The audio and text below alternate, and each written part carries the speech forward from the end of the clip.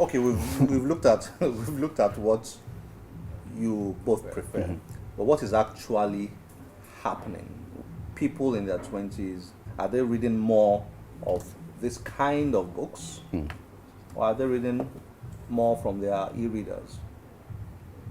From your observations, what's actually going on? I think they're reading more from their e-readers.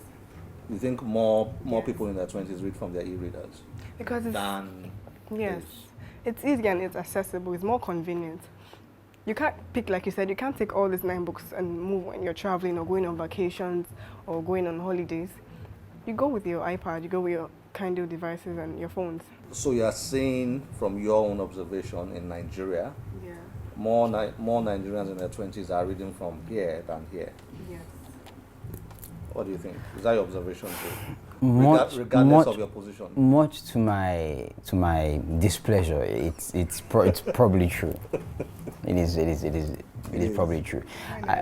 Well, You agree on something? I would. It is a losing battle. It's almost impossible. But I mean, the advantage is, the price is cheaper to get books on, the accessibility. Like I think it's very few bookshops in Nigeria you would walk in and you say, okay, this is a heavily stocked bookshop. But online you could literally, from the comfort of your room, you could access pretty much any title you wanted to, as long as it is available as a file somewhere. So I think it's way too convenient. So obviously, and it's very cheap as well. So okay, fine. They read more from their e-readers. But also, I think there is a culture of people that have to have physical books because they like the romantic idea of it. You can keep it on your shelf. When like even if you were walking and someone saw you holding a physical book, it's not like the same as having an e-reader or just having your phone or anything. So I think there would always be that niche group that would like physical books. They enjoy coming around and but probably a dying breed. Maybe we need to conduct a survey to check that out. It would be interesting to find out. So are you saying, Sherlyn, that these devices are actually helping to improve the reading culture amongst Nigerians in their 20s, or even we go back to early late teens and so on? Are you saying these devices are helping to improve reading culture? Because Yes. on the contrary, what I hear some people say, and I'm suspecting William agrees, is that these devices are actually helping in the decline of the reading culture. Well, I agree with you, but the thing is, if you give somebody a phone, it depends on what the person wants to use it for. Somebody can decide to have so many unhelpful applications on it, but I could decide to have a notepad, a speech-to-text notepad, and like as a writer, most of these applications help me to create words. Like I could be in the bus or I could be somewhere, probably not a bus, that's not wrong, probably in the house or somewhere, and then an idea comes into mind and I'm like, okay, I just have to, just type it and then keep. But most times you don't want to go out with your biro or your pen and books. Most times you're with your phone. So it's easier for you to just keep those ideas and then save it. Or probably you're reading something important, you can bookmark it for you to come back later to it. So I think it's helpful. It just depends on what you want to use it to. Like I was saying, you give somebody a phone, the kind of applications you have on it determines I think it depends on the reader's choice and interest. So we can't just rule out everything because of the disadvantages. William? Tricky question.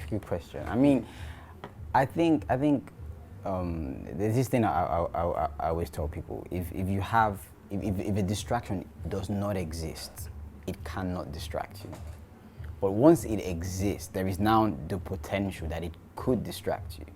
And I think with smartphones, and I would even say, even for me, myself, the amount of books I used to read when I was, say, 16 to 18, before smartphones started rolling out, compared to how much I read now, I actually read a lot less now. And I know the reason is because I am more distracted, and I'm more distracted mainly because there is so much digital media to consume. Whereas when normally, like before, every evening it was like a ritual. I would lie down on my bed and I would pick whatever book I was reading and I would read. Now I'm more likely, oh, let me just text somebody. Oh, let me just, you know. So in a way, I think obviously, like you said, there are advantages that you cannot knock. But as a whole, I think the convenience of technology has made it way too easy for people to get distracted. But at the same time, there are people, there would always be people that, regardless of the distraction, you know, they enjoy reading and they will read. But if it's a question of whether it has helped our literature, our literacy culture or not, I think I would vote. I don't think it has changed at all. I think people that would read would always read. Most people that read form their habits from, you know, a pretty young age and kind of grow into it. So yeah, I would say it's net value, no real change. So Charlene thinks printed books are heading for extinction, while William is not so pessimistic. But let's look at a few findings, and even though they may not be exhaustive enough to form conclusions, they offer a few pointers. In late 2015, Nielsen Bookscan, a data provider that collects data on roughly 85% of the print market, released a report which indicates that at least in the US, sales of physical books have experienced a renewed surge of interest. As of early December 2015, around 571 million paper books had been sold in the US, 12 million more than the 559 million books sold in 2014. The Booksellers Association's 2015 Market Intelligence Report also stated that the United Kingdom publishers sold £2.2 billion of books in 2014, with e-books accounting for nearly half of fiction sales. The report stated that as e-book sales slowed down, readers' demand for print books remained strong, both in the UK and the US, where sales of printed books actually rose by 3% in the first quarter of 2015 in all major categories. Another recent study also showed that people between the ages of 18 and 34 are almost twice as likely to read a print book as an e-book. Well, time will tell. Let's return to my discussion with Charlene and William. Enjoy it.